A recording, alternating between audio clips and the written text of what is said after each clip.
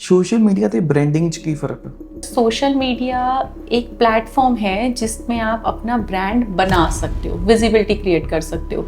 Brand का मतलब होता है जब आपके क्लाइंट्स इमोशन से अटैच हो जाते हैं। बेसिकली सोच की आ सोशल मीडिया इंस्टाग्राम ਤੇ ਇੱਕ ਪੇਜ ਬਣਾ ਲਓ, ਉਹਦੇ ਤੇ ਰੀਲਾਂ ਪਾਣੀਆਂ ਸ਼ੁਰੂ ਕਰ ਦਿਓ, ਤੁਹਾਨੂੰ ਗਰੋਥ ਆਊ, ਫਾਲੋਅਰਸ ਆਉਣਗੇ ਤੇ ਕਮਾਈ ਹੋਣੀ ਸ਼ੁਰੂ ਹੋ ਜਾਊਗੀ। ਜਾਂ ਫਿਰ 2-4 ਇਨਫਲੂਐਂਸਰ ਬੁਲਾ ਲਓ, ਜੇ ਫੂਡ ਦਾ ਕੰਮ ਆ ਫੂਡ ਵਲੌਗਰਸ ਬੁਲਾ ਲਓ, 4-5 ਜਾ ਕੇ ਇੱਕ ਰੀਲ ਵਾਇਰਲ ਹੋ ਕੇ ਕੰਮ ਚੱਲ ਪਿਆ। ये जो आजकल ट्रेंड है कि हम कोई भी वेन्यू या अपनी प्रॉपर्टी या अपना बिजनेस चलाने के लिए हम इन्फ्लुएंसर्स मीट बुला लेंगे और वो एकदम से चल पड़ेगा, नहीं, ऐसा नहीं होता।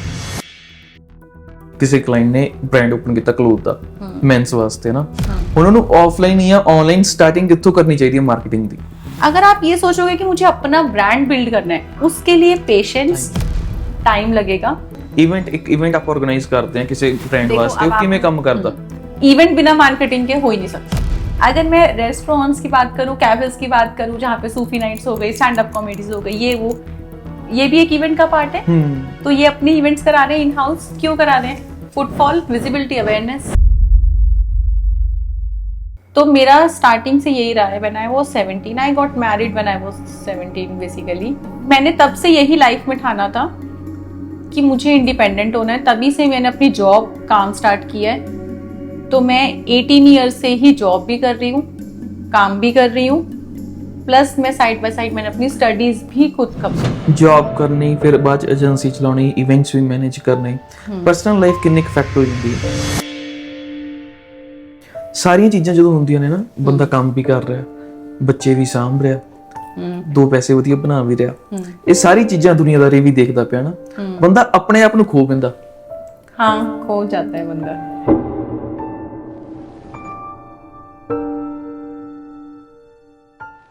ਸਵਾਗਤ ਹੈ ਜੀ ਤੁਹਾਡਾ ਸਾਰਿਆਂ ਦਾ ਪੋਡਕਾਸਟ ਵਿਦ ਰਮਨ ਦੇ ਵਿੱਚ। ਹਾਜ਼ਰ ਹੋਏ ਬਈ ਤੁਹਾਡੇ ਅੱਗੇ ਇੱਕ ਨਵਾਂ ਪੋਡਕਾਸਟ ਲੈ ਕੇ। ਬਈ ਅੱਜ ਆਪਾਂ ਗੱਲ ਕਰਾਂਗੇ ਸੋਸ਼ਲ ਮੀਡੀਆ ਬਾਰੇ, ਮਾਰਕੀਟਿੰਗ ਬਾਰੇ, ਇਵੈਂਟ ਮੈਨੇਜਮੈਂਟ ਬਾਰੇ, ਹੈ ਨਾ। ਇਵੈਂਟਸ ਦਾ ਬਹੁਤ ਕ੍ਰੇਜ਼ ਆ ਅੱਜ ਕੱਲ੍ਹ। ਆਪਾਂ ਪੰਜਾਬ ਦੀ ਗੱਲ ਕਰੀਏ ਚਾਹੇ ਬਾਹਰਲੀ ਗੱਲ ਕਰ ਲਈਏ, ਇਵੈਂਟਸ ਦੇ ਨਾਲ ਕੀ ਹੁੰਦਾ ਕਿ ਆਫਲਾਈਨ ਮਾਰਕੀਟਿੰਗ ਹੋ ਜਾਂਦੀ ਹੈ। ਇੱਕ ਹੁੰਦੀ ਸੋਸ਼ਲ ਮੀਡੀਆ ਮਾਰਕੀਟਿੰਗ, ਇੱਕ ਹੁੰਦੀ ਆਫਲਾਈਨ ਮਾਰਕੀਟਿੰਗ, ਜਿਵੇਂ ਕਿ ਇਵੈਂਟਸ ਹੁੰਦੇ ਆ। ਸੋ ਇਵੈਂਟਸ ਕਿਵੇਂ ਮੈਨੇਜ ਕੀਤੇ ਜਾਂਦੇ ਆ, ਮਾਰਕੀਟਿੰਗ ਕਿਵੇਂ ਕੀਤੀ ਜਾਣੀ ਚਾਹੀਦੀ ਆ, ਕਿਵੇਂ ਕੀਤੀ ਜਾ ਰਹੀ ਆ, ਕਿਉਂਕਿ ਪੰਜਾਬ 'ਚ ਕੀ ਆ ਕਿ ਬਿਜ਼ਨਸਮੈਨ ਇਨਵੈਸਟਮੈਂਟ ਨਹੀਂ ਖਰਚਾ ਸਮਝਦੇ ਆ। ਜੇ ਆਪਾਂ ਬ੍ਰਾਂਡਿੰਗ ਤੇ ਖਰਚਦੇ ਪਏ ਆ, ਇਨਵੈਸਟਮੈਂਟ ਨਹੀਂ ਕਹਿੰਦੇ, ਉਹਨੂੰ ਖਰਚਾ ਕਹਿ ਕੇ ਮੰਨਦੇ ਆ। ਸੋ ਉਹਦੇ ਬਾਰੇ ਸਾਰਾ ਕੁਝ ਡਿਸਕਸ ਕਰਾਂਗੇ ਤੇ ਡਿਸਕਸ ਕਰਨ ਲਈ ਸਾਡੇ ਨਾਲ ਸ਼ਿਵਾਂਗੀ ਮੈਮ, ਤੁਹਾਡਾ ਸਵਾਗਤ ਕਰਦੇ ਸਾਡੇ ਪੋਡਕਾਸਟ ਤੇ। थैंक यू जी। ਪਹਿਲਾ ਸਵਾਲ ਇਹੀ ਆ ਕਿ ਪੰਜਾਬ ਦੇ ਵਿੱਚ ਨਾ ਬਿਜ਼ਨਸਮੈਨ ਇਸ ਚੀਜ਼ ਨੂੰ ਖਰਚਾ ਮੰਨਦੇ ਆ ਕਿ ਅਸੀਂ ਬ੍ਰਾਂਡਿੰਗ ਕਰ ਰਹੇ ਹਾਂ, ਇਨਵੈਸਟਮੈਂਟ ਨਹੀਂ ਮੰਨਦੇ। ਇਹਦਾ ਕਾਰਨ ਤੁਸੀਂ ਕੀ ਸਮਝਦੇ ਹੋ? सर एक्चुअली जो मार्केटिंग है, बेसिकली मार्केटिंग पे आप इन्वेस्ट करते हो। मार्केटिंग आप क्यों करते हो? ताकि आपका कोई भी प्रोडक्ट या आपका कोई भी बिजनेस है उसकी सेल बढ़ जाए, विजिबिलिटी बढ़ जाए, अवेयरनेस बढ़ जाए। तो that is called visibility and awareness. तो अगर हम बात करें डिजिटल मार्केटिंग की, digital marketing is a part of marketing. There are two types of marketing, online and offline. तो ऑनलाइन मार्केटिंग के लिए हमें बेसिकली दिखाने के लिए सोशल मीडिया के लिए क्या होना चाहिए, दैट इज वेरी इंपॉर्टेंट। ये नहीं कि हमने कुछ भी पोस्ट करा, पिक्चर क्लिक करी, डाल दी, नहीं। हर ब्रांड की अपनी एक स्ट्रैटेजी है, हर ब्रांड की मार्केटिंग स्ट्रैटेजीज डिफरेंट होती हैं। तो ऑनलाइन मार्केटिंग चलाने से पहले हमें ऑफलाइन वर्किंग करनी पड़ती है, जिसमें एक पार्ट है आपका इवेंट्स। ऑफलाइन में होता है हमारे MOU साइनिंग्स होते हैं, या कोलैबोरेशंस होती है, या इवेंट्स होते हैं, मीट एंड ग्रीट सेशंस होते हैं। तो हम उसको ऑर्गेनाइज करते हैं ताकि उसी का ही डेटा हम डिजिटल मार्केटिंग में यूज़ कर सकें। तो मुझे जहाँ तक लगता है कि ये प्योरली एक इन्वेस्टमेंट है। मार्केटिंग में आप जब पैसा लगाते हो अच्छे से वन टाइम, तो आपकी विजिबिलिटी एक बार ही अगर बन गई तो बन गई, ब्रांड बन जाता है। So this is the basically different. तो ਸੋਸ਼ਲ ਮੀਡੀਆ ਤੇ ਬ੍ਰਾਂਡਿੰਗ 'ਚ ਕੀ ਫਰਕ ਹੈ? सर सोशल मीडिया एक प्लेटफॉर्म है जिसमें आप अपना ब्रांड बना सकते हो, विजिबिलिटी क्रिएट कर सकते हो। सी ब्रांड में क्या फ़र्क होता है? ब्रांड का मतलब क्या होता है? ब्रांड का मतलब होता है जब आपके क्लाइंट्स इमोशन से अटैच हो जाते हैं। जैसे अगर हम रिबॉक की बात करें या हम स्टारबक्स की बात करते हैं, तो आप में जब स्टारबक्स आता है तो एक क्या आता है आपके मन में? एक ट्रस्ट आता है ना। अगर हम रिबॉक की बात करते हैं तो एकदम से क्या आता है शूज़ में कि हाँ कंफर्टेबल होंगे। अगर हम हिल्स पे जा रहे हैं, हम या क्लाइंब कर रहे हैं, कुछ भी, तो आपको पता है ना कि हाँ हमने बेस्ट शूज़ वही लेने हैं। तो क्यों? क्योंकि आप उस ब्रांड के साथ क्यों जुड़े हो? ब्रांड इमोशन से कनेक्ट हुआ है, वो आपका ट्रस्ट बिल्ड हुआ है। तो ट्रस्ट बनाने के लिए सोशल मीडिया प्लेटफॉर्म यूज किया जाता है जिससे हम लोगों तक रीच पहुंचा सके, हम अपना ट्रस्ट बिल्ड कर सके। This is the difference between brand and normal business. ਤੁਹਾਨੂੰ ਕਿੰਨੇ साल हो गए मैम इस फील्ड ਦੇ ਵਿੱਚ? मुझे 8 years हो गए। ਕਿਵੇਂ ਦਾ एक्सपीरियंस जा रहा है ਤੁਹਾਡਾ? बहुत अच्छा जा रहा है।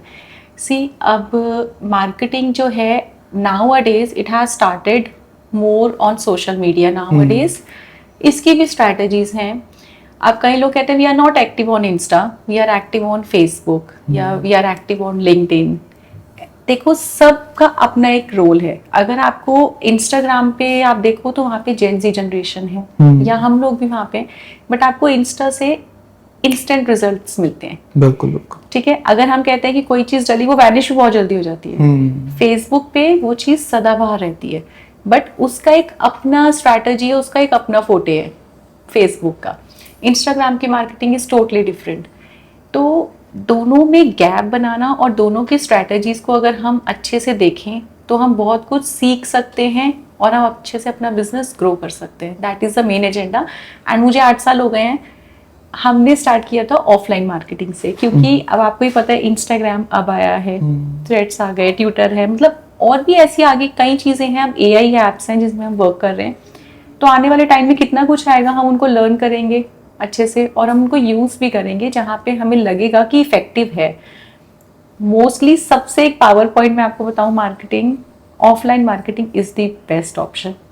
जब तक आप ऑफलाइन मार्केटिंग नहीं करते, आप लोगों से मिलते नहीं हो, आप अपने ब्रांड की फेस वैल्यू नहीं जनरेट करते, तो आपका ऑनलाइन मार्केटिंग करने का कोई फायदा नहीं है। ਤੁਹਾਨੂੰ ਇਹ ਨਹੀਂ ਲੱਗਦਾ ਕਿ ਕਿੰਨੇ ਬਿਜ਼ਨੈਸਿਸ ਸ਼ਟ ਹੋਣ ਦਾ ਕਾਰਨ ਇਹ ਹੈ, ਜਿਵੇਂ ਕੈਫੇਸ ਵਗੈਰਾ, ਕਿ ਉਹ ਮੇਨ ਕੀ ਕਰਦੇ ਕਿ ਸੋਸ਼ਲ ਮੀਡੀਆ ਤੇ ਹੀ ਡਿਪੈਂਡ ਕਰਦੇ ਸਾਰਾ, ਕਿ ਸੋਸ਼ਲ ਮੀਡੀਆ ਮਾਰਕੀਟਿੰਗ ਅਸੀਂ ਕਰ ਲਈ, ਚਾਹੇ ਉਹ ਕੋਈ ਬ੍ਰਾਂਡ ਆ, ਕੋਈ ਕੱਪੜੇ ਦੀ ਦੁਕਾਨ ਹੋ ਗਈ ਲਾ ਲਓ, ਕੋਈ ਕੈਫੇਸ ਹੋ ਗਏ, ਕਿ ਸੋਸ਼ਲ ਮੀਡੀਆ ਤੇ ਬੇਸਿਕਲੀ ਸੋਚ ਕੀ ਆ, ਸੋਸ਼ਲ ਮੀਡੀਆ ਇੰਸਟਾਗ੍ਰਾਮ ਤੇ ਇੱਕ ਪੇਜ ਬਣਾ ਲਓ, ਉਹਦੇ ਤੇ ਰੀਲਾਂ ਪਾਣੀਆਂ ਸ਼ੁਰੂ ਕਰ ਦਿਓ, ਤੁਹਾਨੂੰ ਗਰੋਥ ਹੋਊ, ਫਾਲੋਅਰਸ ਆਉਣਗੇ ਤੇ ਕਮਾਈ ਹੋਣੀ ਸ਼ੁਰੂ ਹੋ ਜਾਊਗੀ। ਜਾਂ ਫਿਰ 2-4 ਇਨਫਲੂਐਂਸਰ ਬੁਲਾ ਲਓ, ਜੇ ਫੂਡ ਦਾ ਕੰਮ ਆ ਫੂਡ ਵਲੌਗਰਸ ਬੁਲਾ ਲਓ, 4-5 ਜਾ ਕੇ ਇੱਕ रील वायरल होगी, काम चल पाया। सी ये मैं आपको बताती हूँ मोस्टली कहीं बुरा ना मान जाए, बट मतलब अपना अपना सर पर्सपेक्टिव है। बिल्कुल बिल्कुल।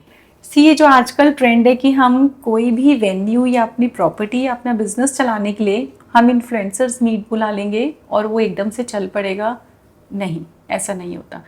मैं आपको दोबारा बोलूँगी, हर बिजनेस की अपनी अलग स्ट्रैटेजी होती है। अगर हम फॉर एग्जांपल क्लोथिंग ब्रांड की बात करें, सबसे पहले ये देखो सर कि वो ऑनलाइन बिजनेस है कि वो उनका ऑफलाइन बिजनेस है। अगर उनकी प्रॉपर्टी पे जाके उनको सब कुछ करना है तो वो सोशल मीडिया पे ऑनलाइन अगर डाली जा रहे हैं तो वो ऑनलाइन सेल हो रही है उनकी, उनके प्रॉपर्टी पे no one is coming, visibility and awareness हो गई, वहां कोई नहीं जाएगा। उस प्रॉपर्टी के लिए उनको जो मार्केटिंग चाहिए वो उनके अपने वेन्यू पे चाहिए। अब वेन्यू पे बुलाने के लिए सबसे पहले उनको अपने टारगेट ऑडियंस देखनी है कि कौन से हैं, टारगेट क्लाइंट्स कौन से हैं और उन क्लाइंट्स की फुटफॉल कैसे हो, क्योंकि आपके सारे क्लाइंट्स इन्फ्लुएंसर्स को फॉलो नहीं करते, आपके सारे क्लाइंट्स इंस्टाग्राम पे नहीं है, मोस्टली फेसबुक पे भी हैं, और फेसबुक पे आपकी रील्स बहुत रेयर है जो चलेंगी। फेसबुक पे बेसिकली सारे एक एलीट क्लास, एक सोवर, एक क्रिएटिव्स देखते हैं ज़्यादातर। तो उनके लिए अगर मैं 40+ की बात करूं तो उनके लिए होता है कि हम लोगों को बुलाएं, मीट एंड ग्रीट सेशंस करवाएं, इनवाइट करें, उसकी स्ट्रैटेजीज टोटली डिफरेंट। और अगर अब आप बात करो फॉर एग्जांपल, अगर मैं ब्रांड्स की बात कर लूँ, मार्केटिंग सबको चाहिए होती है, but they use to do indirect marketing. For example अगर मैं किसी भी ब्रांड का, चलो मैं नाम नहीं लेती, किसी ने अपना प्रोडक्ट दिखाना है, उनको ये होता है कि हम मार्केट में हैंड रेस करें कि हाँ हम हैं, हम एग्जिस्ट करते हैं, एक से एक ब्रांड को जरूरत है, वो हाथ उठाते हैं कि हाँ हम मार्केट में बैठे हैं। तो वो क्या करते हैं, बट वो एलीट क्लास होती है उनकी मार्केटिंग, वो अपना एक नया प्रोडक्ट जो होता है उसकी पिक्चर डिस्प्ले कर देते हैं कि this is our new collection, that's it. उससे आपको लगता है कि हाँ यार ये ब्रांड को मार्केटिंग नहीं कर रहा, इसने तो अपना सिर्फ न्यू कलेक्शन दिखाया है, सी, या न्यू प्रोडक्ट दिखाया है, दैट्स इट, बट वो कर तो मार्केटिंग ही रहे हैं। अब नाउअडेज व्हाट्स गोइंग ऑन, अगर मुझे इनको मार्केटिंग का भी नहीं पता, वो क्या करते हैं, हम वीडियोस बनवा लें कि हमने किसी तरीके से इन्फ्लुएंसर्स को बुला लिया, या हम दिखा रहे हैं कि कोई बंदा हमारे शॉप के अंदर आया है, हमारे प्रोडक्ट्स देख रहा है, आपने वीडियो बना ली, बट वो हम सबको पता है दैट इज पेड शूट, देखो, और वो दिखता है। बिल्कुल। आप पेड शूट करो, बट वो शूट ऐसा नहीं लगना चाहिए, पेड शूट नहीं लगना चाहिए। I think you can better understand what I really wanted बिल्कुल टू से। बिल्कुल बिल्कुल। तो दोनों चीजों में फर्क है।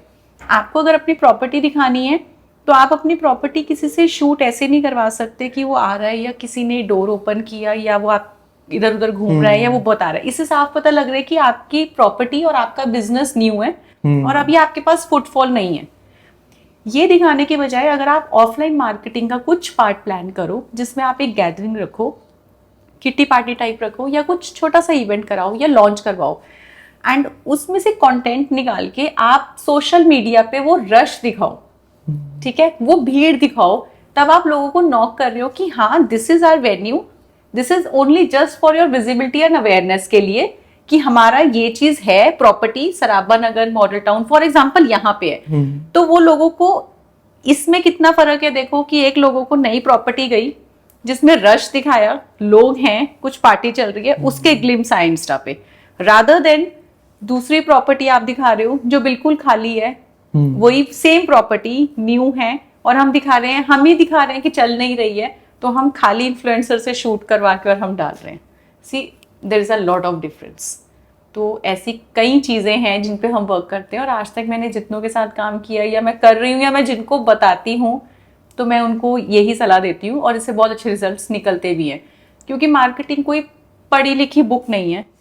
देखो सिंपल है, आप सोचो, आप कभी भी मार्केटिंग करते हो ये मत सोचो कि ये मेरा ब्रांड है तो इसको कैसे चलाना है।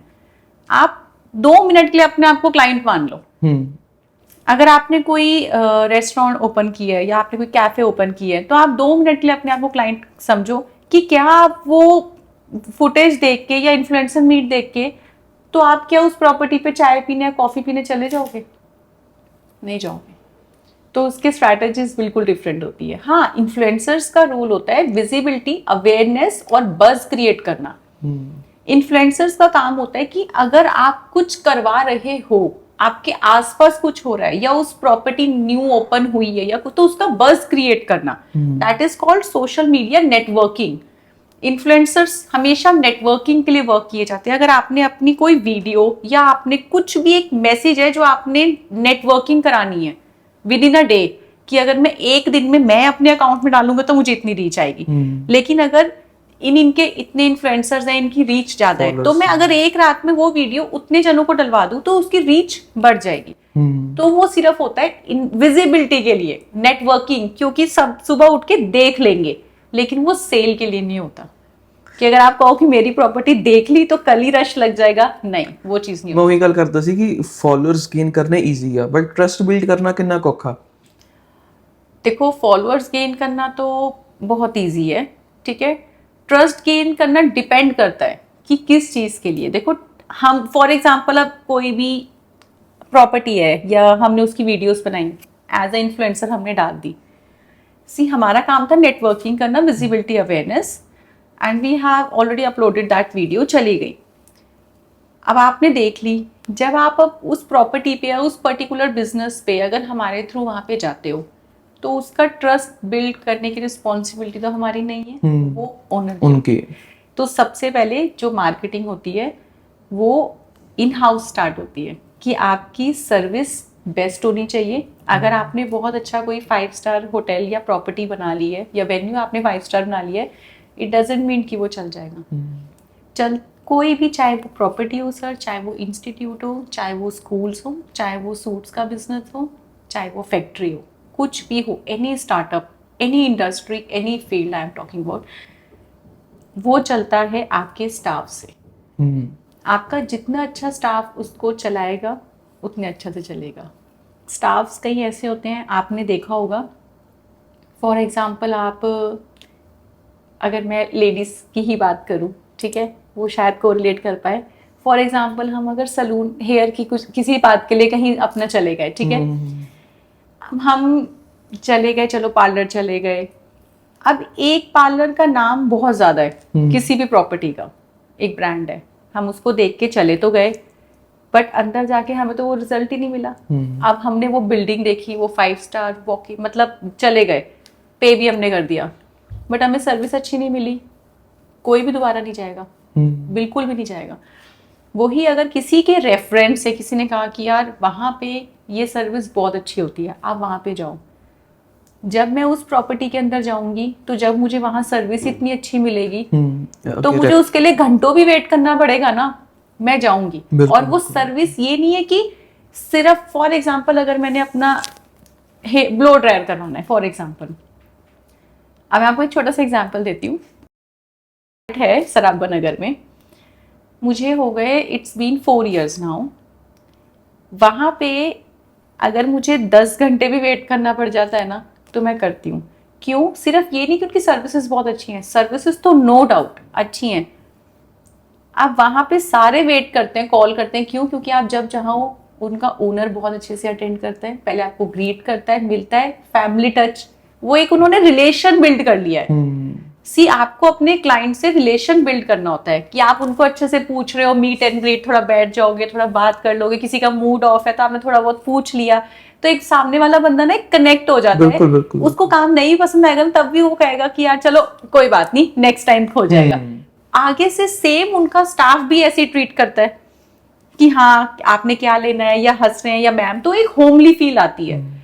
तो ये चीज कहाँ से स्टार्ट होती है? आपकी कोई भी प्रॉपर्टी, कोई भी बिजनेस है, वो तब चलेगा जब उसका ओनर या उसका जो भी, जिनका भी देखो वो है, जब तक वो वहां नहीं बैठेंगे या उनका स्टाफ उनकी तरह नहीं बनेगा, उसके बिना प्रॉपर्टी नहीं चलती। आप सोचो कि हमने प्रॉपर्टी, क्योंकि ये मेरा एक्सपीरियंस है, जब प्रॉपर्टी कई लोगों ने बहुत अच्छी खोली है, आपने वहां पे अपने स्टाफ रख दिया, सी आप और आप हो ही नहीं चलेगा।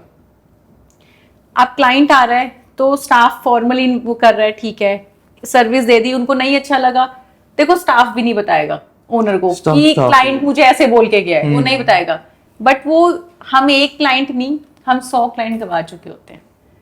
तो एक बिजनेस में सबसे पहले बहुत जरूरी है अपने स्टाफ की ट्रेनिंग, स्टाफ से प्यार, अपने स्टाफ को अपने साथ लेके चलना इज वेरी इंपॉर्टेंट। ਅੱਜਕੱਲ ਇਦਾਂ ਕਦੀ ਤੁਸੀਂ ਫੇਸ ਕੀਤੀ ਪ੍ਰੋਬਲਮ ਕਿ ਕਲਾਇੰਟ ਤੁਹਾਨੂੰ ਕਹਿ ਰਿਹਾ ਕਿ ਸਾਡਾ ਸੋਸ਼ਲ ਮੀਡੀਆ ਸੰਭੋ, ਬਸ ਸਾਨੂੰ ਆਫਲਾਈਨ ਮਾਰਕੀਟਿੰਗ ਨਾਲ ਕੋਈ ਲੈਣਾ ਦੇਣਾ नहीं, ਸਾਨੂੰ सिर्फ ऑनलाइन चाहिए है? बहुत है ऐसे। सी देखो इसमें भी रिजल्ट्स डिपेंड करता है। कई बार क्या करता होता है, कई ब्रांड्स का क्या होता है, काम बहुत अच्छे से चल रहा है, ठीक है, सालों सालों से चल रहा है। अब वो ब्रांड्स इतने पुराने हैं जो चलते आ रहे हैं, जो कंपनी सिंस 1986 से चलती आ रही हैं, जब वो कंपनीज चल रही हैं तो ये सोशल मीडिया ये सब तो अब आया है ना, तो मतलब see some of them are like exceptional cases are there, क्योंकि वो कहते हैं हमारा सब कुछ बहुत अच्छा चल रहा है, बट ये सोशल मीडिया अब आया है तो हमें तो नहीं पता ना ये कैसे चलता है, या इसमें हमारी विजिबिलिटी है ही नहीं, या हमारा पेज ही नहीं है। तो वहां पे देखो एक पिक्चर अलग है, उनका काम चल रहा है, बहुत अच्छा चल रहा है, कंपनी चल रही है, सब कुछ, तो सिर्फ उनको एक अपनी विजिबिलिटी चाहिए होती है इंस्टाग्राम पे, जिसके लिए हमें इंस्टाग्राम पे डालने के लिए हम उन्हीं के ही प्रोडक्ट्स या उन्हीं के ही शूट्स या उनकी जो वीडियोस है, बैकअप जो भी उनके प्लानिंग्स हैं, वो हम उसमें डालते हैं, अपलोड करते हैं। तो वो हो गया एक विजिबिलिटी हो गई कि उनका चल ही रहा है, सिर्फ उनको इंस्टा पे विजिबिलिटी चाहिए थी।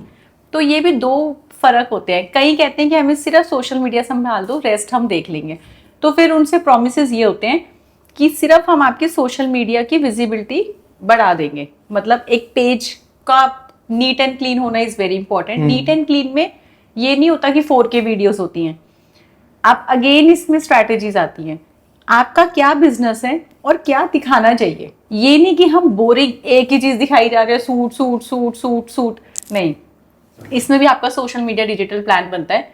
आप चीज वो डालोगे जो आपका प्रोडक्ट भी दिखे, लेकिन लोग उसको देखे भी, लोग आपसे कनेक्ट हो सके। अट्रैक्टिव वीडियोस मॉडल्स से नहीं होती, मैं आपको अगेन बोलूंगी, अगर आपका दिखाने का सूट या लोग कनेक्ट कर पा रहे तरीका अच्छा है ना, तो आपने वो सूट खोल के सिर्फ बेड पे भी रख दिया ना, वो आपका सेल हो जाएगा।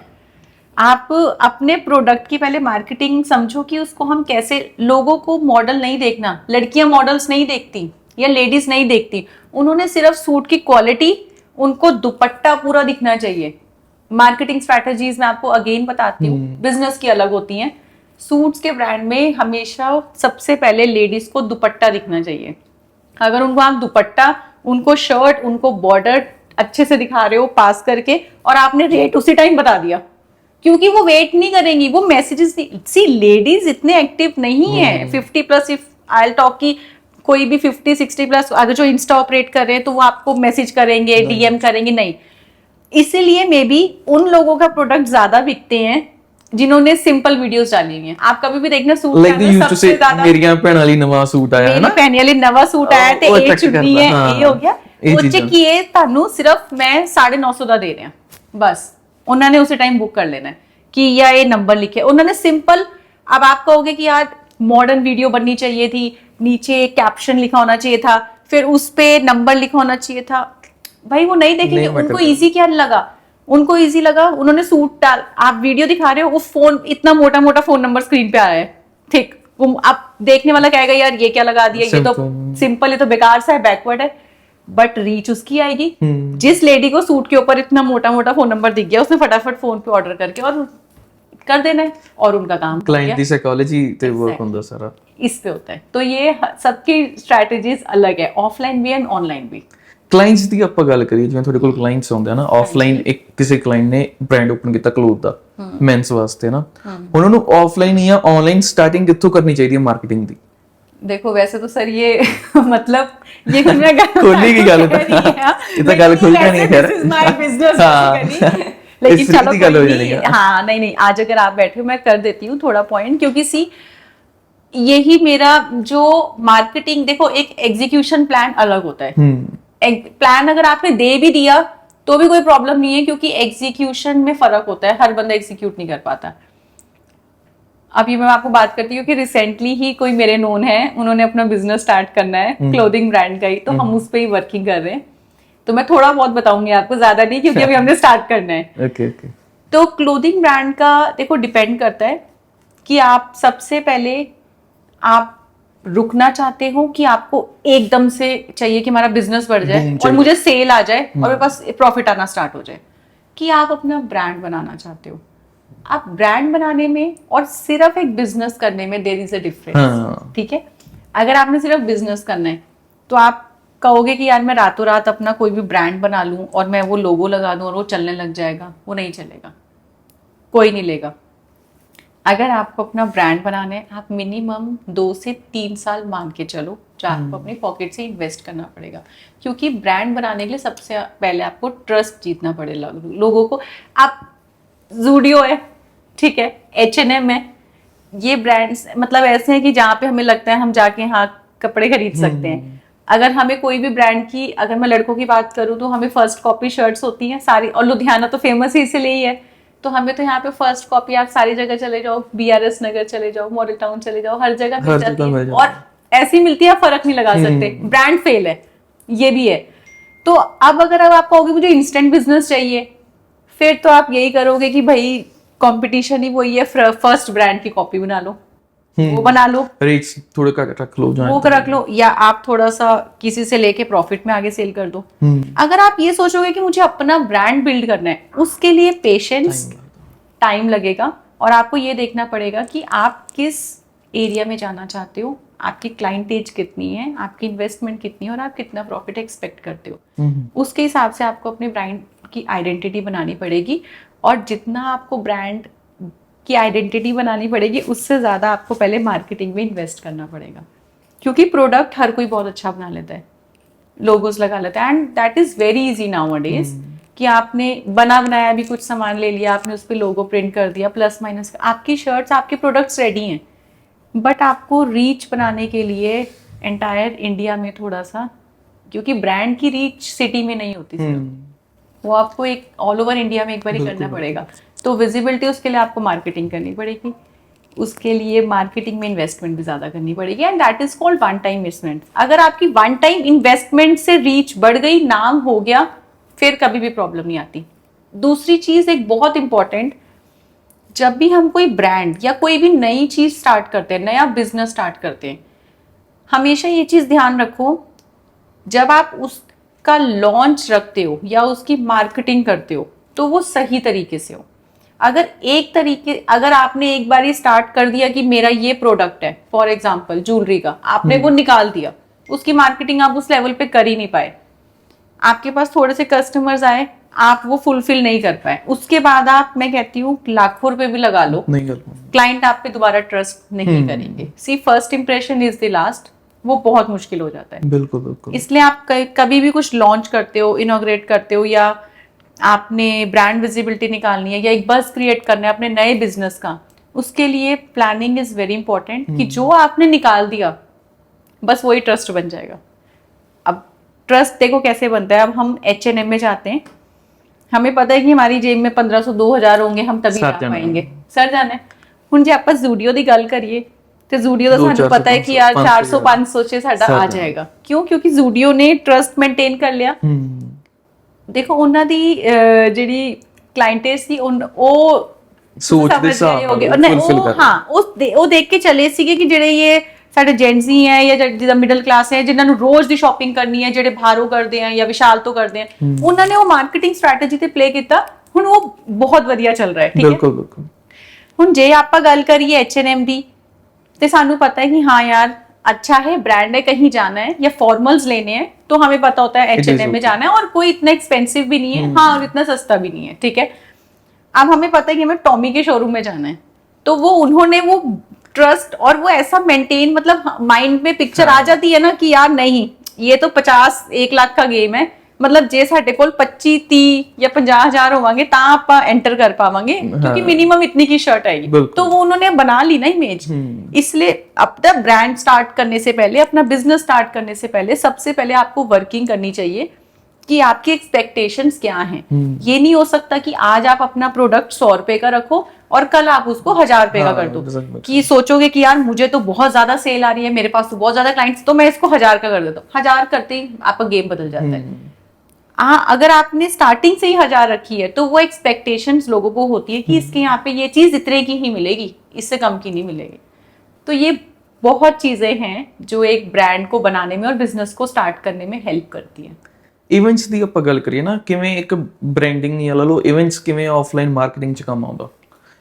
ਇੱਕ ਇਵੈਂਟ ਆਪਾਂ ਆਰਗੇਨਾਈਜ਼ ਕਰਦੇ ਹਾਂ किसी ब्रांड वास्ते, ਉਹ ਕਿਵੇਂ ਕੰਮ ਕਰਦਾ। इवेंट्स हैं, देखो अब इवेंट्स क्या हैं, कोई इवेंट क्यों कराता है? इवेंट मार्केटिंग का पार्ट है। इवेंट बिना मार्केटिंग के हो ही नहीं सकता। इवेंट्स, आप कोई भी इवेंट्स उठा लो, आप मुझे बता दो कि शुभांगी ये तो उन्होंने मार्केटिंग के लिए नहीं किया, ये तो उन्होंने अपने मन के लिए किया है, कभी भी नहीं होता। एक एग्जांपल भी आप मुझे दे दो। नहीं हो सकता, हो ही नहीं सकता। अगर मैं रेस्टोरेंट्स की बात करूं, कैफेज की बात करूं, जहाँ पे सूफी नाइट्स हो गई, स्टैंड अप कॉमेडीज हो गई, ये भी एक इवेंट का पार्ट है। तो ये अपनी इवेंट्स करा रहे हैं इन हाउस, क्यों करा रहे हैं? फुटफॉल, विजिबिलिटी, अवेयरनेस, क्लाइंट्स चाहिए, इनको अपनी प्रॉपर्टी दिखानी है। एंड सेम वे में अगर मैं आपको कॉर्पोरेट इवेंट्स की बात करूं, सी कॉर्पोरेट इवेंट्स में भी अलग अलग एजेंडास होते हैं, पर्पस होते हैं, जिनके लिए उनको अपने नए प्रोजेक्ट्स दिखाने होते हैं, उनको और लोगों से मिलना होता है, उन्हें अपनी, मतलब एक कहते हैं ना, एक चैनल क्रिएट करना होता है। हाँ, चैनल क्रिएट करना होता है और उन्हें नेटवर्किंग जनरेट करनी होती है, इसलिए इवेंट्स करवाए जाते हैं। अब जब हम इवेंट्स करवाते हैं तो अब स्पॉन्सर्स आपने सुना होगा। अब वो स्पॉन्सर्स का क्या मतलब होता है? वो ये नहीं होता कि सिर्फ स्पॉन्सर्स यार एक इवेंट को खड़ा कर रहे हैं। सी अगर कोई एक इवेंट हो रहा है तो उसमें और लोग भी कहते हैं कि अगर कोई एक्सटर्नल इवेंट हो रहा है तो हम भी उसमें पार्टिसिपेट कर सकते हैं बिना कुछ करे। That is also called marketing. ये जरूरी नहीं है कि इवेंट अगर मुझे अपनी कंपनी के लिए कराना है तो मैं पूरा इवेंट अपनी कंपनी का ही कराऊं। नहीं, अगर कोई इवेंट कर रहा है तो मैं वहां पे जाके पार्टिसिपेट भी कर सकती हूँ, क्योंकि मुझे विजिबिलिटी एंड अवेयरनेस चाहिए। जैसे अब हम कहते हैं कि लोगोस लगवा देते हैं कि स्टैंडीज हो गई और आपकी प्रेजेंटेशन हो गई, स्टॉल्स लग गए। देखो, आपको प्रेजेंटेशन देने का टाइम मिल जाता है कि आप उस इतने बड़े इवेंट में जिसमें आपने कुछ नहीं किया, लेकिन आप कुछ ना कुछ बाटर या विन विन सिचुएशन करके आप अपनी प्रेजेंटेशन दे सकते हो। गैदरिंग आई होती है। तो ये सब एक मार्केटिंग है, विजिबिलिटी एंड अवेयरनेस के लिए। तो बिना मार्केटिंग के इवेंट्स होते ही नहीं है। पहला इवेंट कदों ते केड़ा ऑर्गेनाइज कीता सी तुसी? सर, पहला इवेंट मैं आपको बताऊं, मैंने इवेंट सबसे पहले स्टार्ट किए थे स्कूल से ही। हाँ, तो when we were there in play school से स्टार्ट किए थे मैंने। अच्छा जी। प्ले स्कूल्स में इवेंट करवाना सबसे मुश्किल है। सबसे फर्स्ट मेरी जॉब थी when I was there in Pumpkins. तो वहाँ से मैंने काफ़ी कुछ सीखा एंड लर्न किया। सी बच्चों के इवेंट्स करवाना सिर्फ ये नहीं होता कि आपने कुछ डेकोर किया और बच्चे आए, पेरेंट्स आए, हो गया। नहीं, वो इवेंट्स एजुकेशन वाले हमेशा एक टॉपिक से रिलेट होते हैं। आप फॉर एग्जांपल अगर हमें किसी बच्चे को सिखाना है, पैटर्न सिखाना है आज मुझे उसको, तो सबसे पहले तो मैं उन बच्चों को बोलूँगी कि आप घर से ही पेरेंट्स को बोलूँगी कि ये अलग अलग पैटर्न्स की शर्ट डाल के हैं या ड्रेस डाल के हैं। फॉर एग्जांपल पोल्का डॉट्स है तो किसी को मैंने बोल दिया आप पोल्का डॉट्स की फ्रॉक पहना देना, चेक पैटर्न की शर्ट पहना देना उनको, ठीक है। अब जब वो बच्चा मॉर्निंग में आ रहा है, अब उसका इवेंट वहीं से स्टार्ट हो गया, तो हम कोशिश करते हैं कि उसी पैटर्न का हम डेकोर करें। उस पैटर्न का अगर आप डेकोर करते हो, आप पेरेंट्स को विजिबिलिटी कैसे होगी, द चाइल्ड इज 3.5 और 2.5 स्टार्टिंग एज में, तो पेरेंट्स को कैसे पता लगेगा व्हाट इज हैपनिंग इनसाइड, बच्चा तो नहीं बता पाएगा। तो आपने किस तरीके से वो डेकोर करना है ताकि पेरेंट्स को विजिबिलिटी हो कि हाँ आज हमारा बच्चा जा रहा है, अगर हम ड्रॉप करने आ रहे हैं तो बाहर एक ऐसा सेटअप होना चाहिए जिसमें पैटर्न्स पता लगे। अगर हम आज चेक पैटर्न पढ़ा रहे हैं तो सारा सेटअप हम ऐसा करें कि चेक पैटर्न का ही टेबल क्लॉथ है, फ्लावर पॉट है चेक पैटर्न का, चेक पैटर्न की शर्ट टांगी है। तो अब जब बच्चा अंदर आ रहा है तो उसके इवेंट्स, उसकी वर्कशीट्स, उसका आर्ट, वो सारा ऐसा हमने मतलब प्लान करते हैं कि वो बच्चा जब यहाँ से जाए तो वो सीख के जाए। अगर मैं उनको बोलूँ फॉर एग्जाम्पल कि go and stand in front of a boy who is wearing check pattern shirt today, तो वो बच्चा रिकॉग्नाइज कर सके कि हाँ मैं घूम के देख रहा हूँ कि किस बच्चे ने चेक पैटर्न की शर्ट डाली है, मैं उसके आगे खड़ा हो रहा हूँ। सी ये ऐसे छोटे छोटे इवेंट्स होते हैं जिनका मतलब दिखता है कि कुछ नहीं है, लेकिन एक बच्चे पे सारी उम्र के लिए एक इम्पैक्ट और एक वो लर्निंग छोड़ के जाते हैं। तो मेरी लर्निंग और इवेंट्स हमेशा ऐसे रहे हैं जिससे बच्चा कुछ ना कुछ सीख सके। I am more into corporate events. ਅੱਜਕੱਲ ਨਾ ਮੈਮ ਕਿਸੇ ਨੂੰ ਐਡਸ ਲਗਾਉਣੀਆਂ ਆਉਂਦੀਆਂ ਹੁਣ ਜਾਂ ਥੋੜਾ ਬਹੁਤ ਸੋਸ਼ਲ ਮੀਡੀਆ ਬਾਰੇ ਪਤਾ ਹੋਵੇ ਨਾ, ਉਹ ਮਾਰਕੀਟਿੰਗ ਏਜੰਸੀ ਖੋਲ ਕੇ ਬਹਿ ਜਾਂਦਾ। ਇਹ ਬਹੁਤ ਸੱਚ ਹੈ ਅੱਜਕੱਲ मार्केटिंग एजेंसी, देखो मैं मार्केटिंग एजेंसी की बात नहीं करूंगी, बट लोग खुद ही करने लग गए हैं। मैं आपको बताऊं, चलो मार्केटिंग एजेंसी का मैं नहीं कहती, बट लोग खुद ही करने लग गए। ਜਿਵੇਂ ਮੇਰਾ ਇੱਕ ਦੋਸਤ ਸੀਗਾ, ਉਹਨੇ ਨਾ ਹੋਟਲ ਖੋਲਣਾ ਸੀਗਾ, ਉਹ ਕਹਿੰਦਾ ਯਾਰ ਮੈਨੂੰ ਨਾ ਐਡ ਲਗਾਣੀ ਸਿਖਾ ਦੇ ਤੇ ਫਿਰ ਮੈਂ ਆਪਦਾ ਸੋਸ਼ਲ ਮੀਡੀਆ ਸਾਂਭੀ ਜਾਊਂਗਾ, मैं होटल खोलूंगा। नहीं, आप देखो ये मैं आपको एक पॉइंट बताती हूँ जो मैं अपने सारे क्लाइंट्स को बताती हूँ कि देखो बूस्ट भी करना है तो मेटा से करना है कि अपने नॉर्मल पेज से करना है, देयर इज अ डिफरेंस। अपने पेज पे बूस्ट कर करके हम नॉर्मल रीच खत्म कर लेते हैं। अगर आप बार बार बूस्ट कर रहे हो अपने पेज को तो आप डिपेंड हो गए हो, उससे कुछ नहीं होगा, उससे सिर्फ आपकी एक रीच बढ़ रही है, थोड़े से लाइक्स आ जाएंगे, जिस पर्टिकुलर आप पोस्ट पे रीच करोगे, बढ़ाओगे, बूस्ट कर दी, उस पर रीच आ जाएगी, लेकिन आप अपना अकाउंट डेड कर लोगे क्योंकि वो मेटा में उसको वो पता, वो अकाउंट को पकड़ लिया उन्होंने कि इस पे तो बूस्ट ही लगता है हमेशा, तो वो ऑर्गेनिक आपको जाने ही नहीं देगा बाहर। उसको पता है कि यहाँ से बूस्ट लगेगा तो मुझे रीच इधर से लानी है, तो वो आपका अकाउंट ओपन करेगा ही नहीं। तो काफी अकाउंट्स जो मैं हैंडल कर रही हूँ उसमें से 2 अकाउंट्स बहुत अच्छे चल रहे हैं, रीच भी उनकी आ रही है, क्योंकि हमने उनकी जो बूस्ट कर करके उन्होंने अपना अकाउंट खराब किया था, हमने वो बंद करा है कि ऑर्गेनिक आने दो। हाँ बूस्ट करो, बट उसका एक एजेंडा होना चाहिए, कहाँ से करना है, कैसे करना है, और वो बेसिकली होता है कि अगर आपने कोई विजिबिलिटी, अवेयरनेस, नेटवर्किंग करनी है, ये नहीं आप अपनी सारी पोस्ट पे बूस्ट कर रहे हो, हर रील पे ऐसा नहीं होता, उसके भी टैक्स होते हैं। तो अब कोई इन्फ्लुएंसर है, देखो अगर वो ये चीज करे तो मैं मानती भी हूँ, अगर इन्फ्लुएंसर कर रहा है ठीक है, उसको रीच चाहिए पेज पे, पर बिजनेस को तो रीच नहीं चाहिए ना, बिजनेस को तो अपने पेज पे विजिबिलिटी चाहिए और ऑर्गेनिक क्लाइंट्स चाहिए। ਬਿਜ਼ਨਸਮੈਨ ਕੋਈ ਇਦਾਂ ਤੁਹਾਨੂੰ ਕਹਿੰਦਾ ਯਾਰ ਸਾਡੇ ਫਾਲੋਅਰਸ ਨਹੀਂ ਵਧਦੇ ਪਏ, ਹਾਂ ਇਦਾਂ ਵੀ ਹੁੰਦਾ ਨਾ ਕਿ ਰੀਚ, ਉਹ ਤੁਸੀਂ ਕਲਾਇੰਟ ਬੇਸ ਨਹੀਂ ਦੇਖਣਾ, ਉਹਨਾਂ ਨੇ ਦੇਖਣਾ ਯਾਰ ਸਾਡੇ ਫਾਲੋਅਰਸ क्यों नहीं ਵਧਦੇ पे। यस, वो कहते हैं कि यार अब उनको होता है कि आज हमने हायर कर लिया, आज हमने बना लिया, तो यार हमारे फॉलोअर्स ही नहीं बढ़ रहे, टाइम लगता है हर चीज को। और देखो बिजनेस टू बिजनेस अगर आप अपना अकाउंट कंपेयर नहीं कर सकते, अब मैं अगर अपनी बात करूं, मेरा इवेंट मैनेजर वाला है, उसमें जो मैं पोस्ट बेसिकली डालती हूँ, मैं वो रिलेटेबल डालती हूँ, कुछ मतलब ऐसी कोड जो लोग रिलेट कर सके, जो शेयर कर सके। तो जो कंटेंट ऐसा होगा जो लोग रिलेट कर सकेंगे, जो शेयर ज्यादा, तो उस पर रीच आती है। अब अगर मैं शुभांगी ग्रोथ हब के पेज की बात करूं इंस्टा पे, तो उसमें इतनी रीच है ही नहीं, उसमें फॉलोअर्स नॉर्मल है, क्योंकि उसमें मैं एक अपने बिजनेस की विजिबिलिटी दे रही हूँ। अब मुझे उसमें रीच नहीं चाहिए, क्योंकि अपना मैंने शुभांगी ग्रोथ हब इसलिए बनाया है, मतलब आप पहले मोटिव समझो पेज बनाने का कि ये मेरी प्रोफाइल है, मैंने अब तक जितना भी काम किया है वो मेरी इस प्रोफाइल में है। कल को अगर कोई पूछेगा so that I can share my Insta ID profile वहां पे, तो वो देख ले। अगर वो फॉलो कर लेंगे तो वेल एंड गुड है, नहीं करेंगे तो इट्स ओके। अब अगर मैं अपना इन्फ्लुएंसर इवेंट मैनेजर वाला देखूं तो हाँ, उसमें मुझे एक रीच है, बट उसमें मेरा फोटो इज टोटली डिफरेंट। वो मेरा लाइव अकाउंट है, what ever I am doing, मैं जैसी हूँ जो हूँ, मैं जो कर रही हूँ पर्सनल कह सकते हैं अपन। पर्सनल है, मतलब पर्सनल प्रोफेशनल, उसमें मेरा सब कुछ है, उसकी रीच ज्यादा है। तो हर एक पेज का एक मोटिव होता है, तो पहले उनको समझना चाहिए क्लाइंट्स को जो कॉर्पोरेट सेक्टर्स में है कि अगर हमें अपना तो उसमें आप बूस्ट लगा रहे हो, क्या होगा बूस्ट से? अगर आप एग्जीबिशन कर रहे हो, आपने एग्जीबिशन के लिए कोई क्रिएटिव डाला है, आप उसको बूस्ट कर सकते हो, बट बूस्ट भी आप देखो ना, अगर एग्जीबिशन लुधियाना में है, बूस्ट आप वहां का लगा रहे हो राजस्थान का, तो क्या फायदा? या आपने मतलब ऐसे ही लगा दिया, रैंडम कर दिया, तो आपको सिर्फ लाइक्स आई जा रही हैं या फॉलोअर्स बढ़ रहे हैं, फायदा क्या हुआ? वही आप लुधियाना में कर लो, उसके बाद नहीं करना तो आप वही इन्फ्लुएंसर्स को बोलो, वो रीच लगाए, नेटवर्किंग बढ़ेगी। तो ऑप्शंस बहुत है, लेकिन किसी को ये नहीं पता कि उस ऑप्शन को कैसे सही तरीके से कब कहाँ कैसे यूज करना है। बस सबको लगता है हमें बूस्ट करना आ गया, वो पैसे डालो बूस्ट कर दो, प्रॉपर्टी बनाई, उन इन्फ्लुएंसर्स को बुला लो, हमने कर दिया। इवेंट्स भी आजकल लोग खुद कराने लग गए हैं, लोगों को लगता है मैं बस वो स्टेज वाला बुला लो, ये हो गया, 4 जनों को हमने बुला लिया, इवेंट्स नहीं होता। इवेंट दूर से दिख जाता है कि प्रॉपर्ली मैनेज्ड है कि नहीं है। तो इस तरीके से जो जिस चीज में जिसकी स्पेशलिटी है उसी में ही है। मैं लगा साडा काम सानू कर लें तो ਤੁਸੀਂ बिजनेस देखो। Exactly. As a woman event managing कितनी औखी हो जाती है? सी एज अ वुमेन मुझे नहीं लगता कि मुश्किल होगी, मेरे लिए नहीं है, या आप ये कह लो कि मैं बोल दूं तो मुझे फर्क नहीं पड़ता। तो मैं ये this is my passion, events करवाना।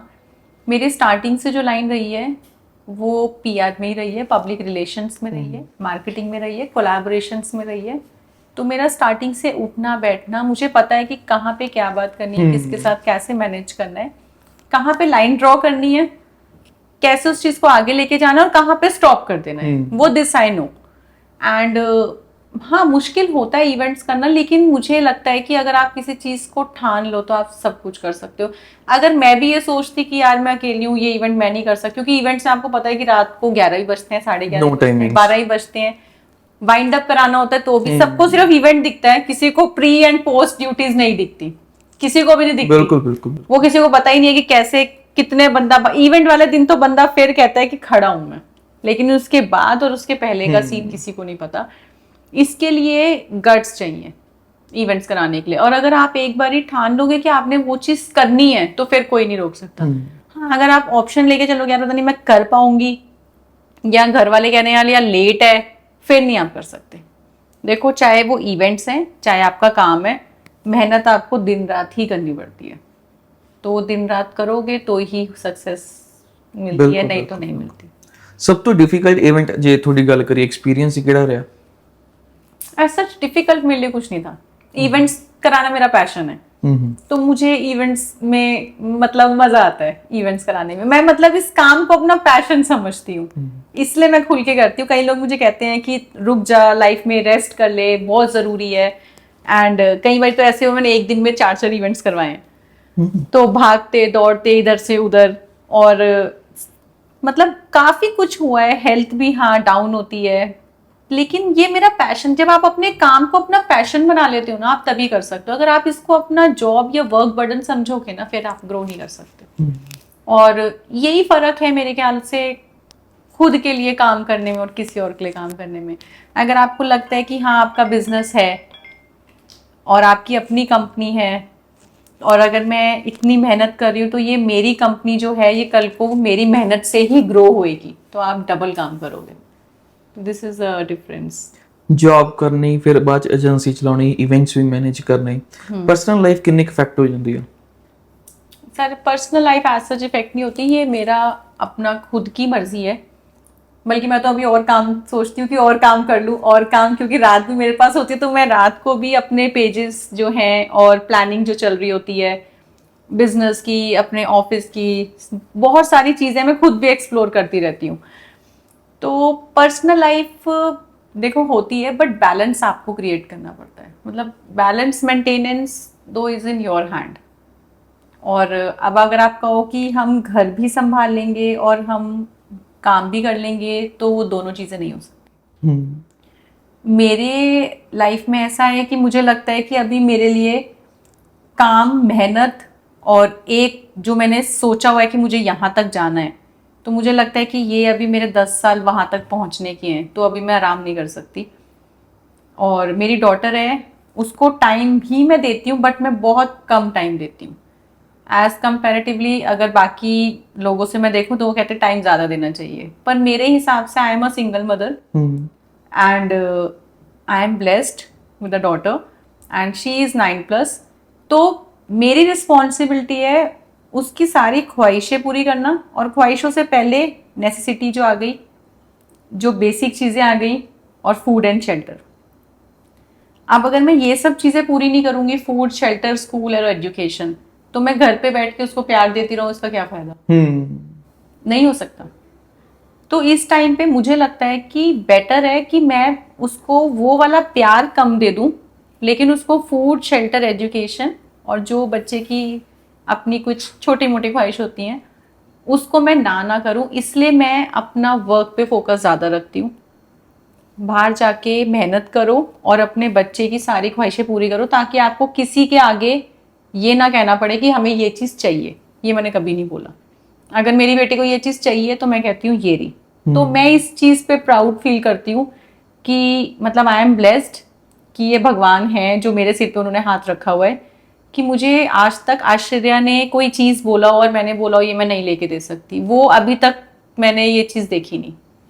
ਸਾਰੀਆਂ ਚੀਜ਼ਾਂ ਜਦੋਂ ਹੁੰਦੀਆਂ ਨੇ ਨਾ, ਬੰਦਾ ਕੰਮ ਵੀ ਕਰ ਰਿਹਾ, ਬੱਚੇ ਵੀ ਸਾਂਭ ਰਿਹਾ, ਦੋ ਪੈਸੇ ਵਧੀਆ ਬਣਾ ਵੀ ਰਿਹਾ, ਇਹ ਸਾਰੀ ਚੀਜ਼ਾਂ ਦੁਨੀਆਦਾਰੀ ਵੀ ਦੇਖਦਾ ਪਿਆ ਨਾ, ਬੰਦਾ ਆਪਣੇ ਆਪ ਨੂੰ ਖੋ ਪੈਂਦਾ। हाँ, खो जाता है बंदा। बट ਆਪਾਂ ਪਰਸਨਲ ਲਾਈਫ ਦੀ ਜੇ ਗੱਲ ਕਰੀਏ ਥੋੜੀ ਜਿਹੀ ਨਾ, ਕਿ ਉਹ ਕਿਵੇਂ ਹੈ, ਕਿਉਂਕਿ ਤੁਸੀਂ ਸਾਰਾ ਦਿਨ ਸਟਾਫ ਦੇ ਨਾਲ ਵੀ ਹੋ, ਜੌਬ ਵੀ ਕਰ ਰਹੇ ਹੋ, ਸਾਰਾ ਕੁਝ ਠੀਕ ਆ, ਚਲੋ ਜਵਾਕ ਜੇ ਰੋਂਦਾ ਪਿਆ ਉਹਨੂੰ ਤੁਸੀਂ ਪਿਆਰ ਕਰਕੇ ਸਵਾ ਵੀ ਦਿੱਤਾ, ਦ ਨੈਕਸਟ ਟਾਈਮ ਤੁਸੀਂ ਆਪਦੇ ਬੈੱਡ ਤੇ ਇਕੱਲੇ ਮਤਲਬ ਰੈਸਟ ਕਰ ਰਹੇ ਹੋ, ਉਹ ਇਕੱਲਾਪਨ ਦਾ ਕੀ ਹੱਲ ਆ ਫਿਰ? ਉਹ ਇਕੱਲਾਪਨ ਫੀਲ ਕਰਦੇ ਹੋ ਜਾਂ ਇਮੋਸ਼ਨਲੀ ਲੈ ਲਓ, ਜਾਂ ਇੱਕ मैं आपको इसमें बताती हूँ, मैं बहुत बोल्ड हूँ। मैं मे भी अपने आप को टाइम ही नहीं देती कि मैं ये सोचूं। मैं आज जो भी हूँ अपने मम्मा करके हूँ बेसिकली। तो मेरी मम्मा ने मुझे एक चीज़ हमेशा सिखाई है कि अपने पैरों पे स्टैंड हो, अपना कमाओ, अपना खर्चा, अपना सब कुछ खुद उठाओ, और 4 लोग क्या कहेंगे उसकी परवाह कभी मत करो। क्योंकि कोई आपसे, देखो कोई भी आपका साथ देने अल्टीमेटली नहीं आता। ਉਹ ਕਹਿੰਦੇ ਕੋਈ ਤੁਹਾਡੇ ਘਰੇ ਮਤਲਬ ਰੋਟੀ ਜਾਂ ਆਟਾ ਨਹੀਂ ਪਾਉਣਾ ਆਉਂਦਾ, ਤੁਸੀਂ ਆਪਦਾ ਘਰ ਆਪ ਚਲਾਉਣਾ, ਸਿੰਪਲ। देखो सोसाइटी आपको जज करती है, ठीक है, तो उन्होंने तो बोलना है, 4 लोगों ने कुछ तो बोलना है, कुछ तो वो बोलेंगे। तो अब मैं उनके बोलने पे ध्यान दूं डजंट मैटर वो की कहते कि मैं, हाँ अब अगर क्या, अब जैसे मैं राइस कर रही हूँ, मैं ऊपर जाई जा रही हूँ, आप वो बोली जा रहे हैं, तो मुझे आवाज, स्वाद भी आ रहा है और आवाज भी कम आ रही है। अब अगर मैं नीचे बेचारी बन के बैठ जाऊं कि यार मैं तो अपने बच्चे को भी नहीं देख पा रही, मैं जॉब कैसे करूं, मैं बच्चा कैसे देखूंगी, फिर तो लोग कहेंगे ओहो बेचारी, अच्छा ओहो सिंगल है, ओहो, मतलब तो सोसाइटी जीने ही नहीं देती। नहीं बेटर कि सोसाइटी तो बोलेगी, तो सोसाइटी को बोलने दो, आप मेहनत करते चलो, आप ऊपर बढ़ते चलो, आप खुश हो, आप अपने बच्चे के लिए सब कुछ कर पा रहे हो, आपको घंटा फर्क नहीं पड़ता कि दुनिया क्या कहेगी। और मैंने ये चीज अपनी मम्मा से ही सीखी है, और मुझे सच्ची फर्क नहीं पड़ता कि 4 लोग क्या कहते हैं। ਨਹੀਂ, ਮੈਂ ਦੁਨੀਆ ਦੀ ਗੱਲ ਨਹੀਂ ਕਰਦਾ ਸੀ, ਮੈਂ ਵੈਸੇ ਮਤਲਬ ਜਿਵੇਂ ਹੁਣ ਅਸੀਂ ਵੀ ਆ, ਅਸੀਂ ਕੰਮ ਕਰ ਰਹੇ ਆ ਜਾਂ ਦੁਨੀਆ ਕੇ ਹੱਸਦੇ ਖੇਡਦੇ, ਕਦੀ ਕਦਾਰ ਬੰਦਾ ਜਦੋਂ ਇਕੱਲਾ ਬੈਠਾ ਹੁੰਦਾ ਨਾ, ਉਦੋਂ ਇਮੋਸ਼ਨਲ ਹੋ ਜਾਂਦਾ। ਇਟਸ ਨਾਟ ਅਬਾਊਟ ਕਿ ਲੋਕੀ ਕੀ ਕਹਿਣਗੇ ਤੁਸੀਂ ਸਿੰਗਲ ਮਦਰ ਹੋ ਜਾਂ ਸਮਥਿੰਗ ਲਾਈਕ ਦੈਟ। ਮੈਂ ਵੈਸੇ ਪਰਸਨਲੀ ਗੱਲ ਕਰ ਰਿਹਾ। ਜੇ ਆਪਾਂ ਤੁਹਾਡੀ ਪਰਸਨਲ ਦੀ ਗੱਲ ਕਰਾਂ ਜਾਂ ਮੈਂ ਵੀ ਐਜ਼ ਅ ਪਰਸਨ ਗੱਲ ਕਰਾਂ, ਜੇ ਮੈਂ ਕਿਤੇ ਇਕੱਲਾ ਬੈਠਾ ਤੇ ਬੰਦਾ ਕਿਤੇ ਨਾ ਕਿਤੇ ਇਮੋਸ਼ਨਲ ਹੋ ਜਾਂਦਾ ਯਾਰ, ਕਿ ਸਪੋਰਟ ਦੀ, ਕਿਉਂਕਿ ਸਪੋਰਟ ਦੀ ਲੋੜ ਹਰ ਇੱਕ ਨੂੰ ਹੁੰਦੀ ਆ। ਬੰਦਾ ਜਿੰਨਾ ਮਰਜ਼ੀ ਬੋਲਡ ਹੋਵੇ ਜਾਂ ਕੁਝ ਵੀ ਹੋਵੇ, ਕਿਸੇ ਦਾ ਕਹਿਣਾ, ਜਾਂ ਬੰਦਾ ਇੱਕ ਪੁਆਇੰਟ ਤੇ ਕਹਿੰਦਾ ਯਾਰ ਮੈਂ ਇਕੱਲਾ ਹੀ ਆ, ਉਹ ਚੀਜ਼ ਬੰਦੇ ਨੂੰ ਥੋੜੀ ਜਿਹੀ ਤੰਗ ਕਰਦੀ ਹੈ। ਮੈਂ ਉਹਦੀ ਗੱਲ ਕਰਦਾ। नहीं देखो होती है, हर बंदा देखो इमोशनली एक ना एक बार तो टूटता है, ठीक है। मेरा मे भी वेंट आउट करने का तरीका अलग है, मैं भी वेंट आउट करती हूँ but not in front of my child. But जब कभी मैं इमोशनल हो जाती हूँ, या हाँ देखो जब आप काम से घर जाते हो तो आपको लगता है कि हाँ कोई होना चाहिए जो बोले, लेकिन I have seen a lot in my life. तो फिर मुझे कहीं ना कहीं अब ये लगता है, या मेरी सिस्टर भी है और भी मेरी फ्रेंड्स है, वो मुझे यही समझाते हैं कि शुभांगी भगवान ने ना तेरे को जिम्मेदारियों के साथ भेजा है, और मे बी शादी या पार्टनर तेरे हिस्से लिखा ही नहीं है शायद से, क्योंकि मेरे पे रिस्पॉन्सिबिलिटीज इतनी है। मैं कभी बैठ के इमोशनल होना भी चाहूँ ना, मैं तब भी नहीं हो सकती, क्योंकि मेरी नानी मेरे साथ रहते हैं, मम्मा मेरे अभी रिसेंटली उनकी डेथ हुई है, पापा मेरे साथ रहते हैं, मेरा ब्रदर मेरे साथ है, मेरी बेटी है, तो इन सब की रिस्पॉन्सिबिलिटी अभी मेरे सिर पे, तो मैं बड़ी हूँ। तो मुझे इमोशनली जब मैं ब्रेक डाउन होती हूँ तो मैं इन सबको देखती हूँ और मैं वहीं पे सोचती हूँ कि नहीं शुभांगी, अभी टूटने का टाइम नहीं है, हाँ। अभी तो चलना है, अभी रुकना नहीं है। और मैंने सोचा हुआ है कि ये 10 साल तो मुझे बिल्कुल नहीं रुकना, रुकूंगी एक टाइम पे आके, बट जो बाकी रब ने लिखा है लेट्स सी। सोच किथे तक जान दी ख्वाहिश है? सोच की है देखो ख्वाहिश कोई बहुत ऊपर जाने की नहीं है, क्योंकि ऊपर या नीचे कुछ नहीं होता, बिल्कुल। सिर्फ इतना होना चाहिए कि आपको आपके बच्चे के लिए किसी के आगे हाथ ना फैलाने पड़े, सिंपल। मुझे सिर्फ इतना है कि मैं उस लेवल तक स्टैंड हूं और मैं अपनी बेटी को उस लेवल तक स्टैंड कर दूं जहां पे उसको माँ एक बच्चे को जन्म दे सकती है, कर्म नहीं दे सकती।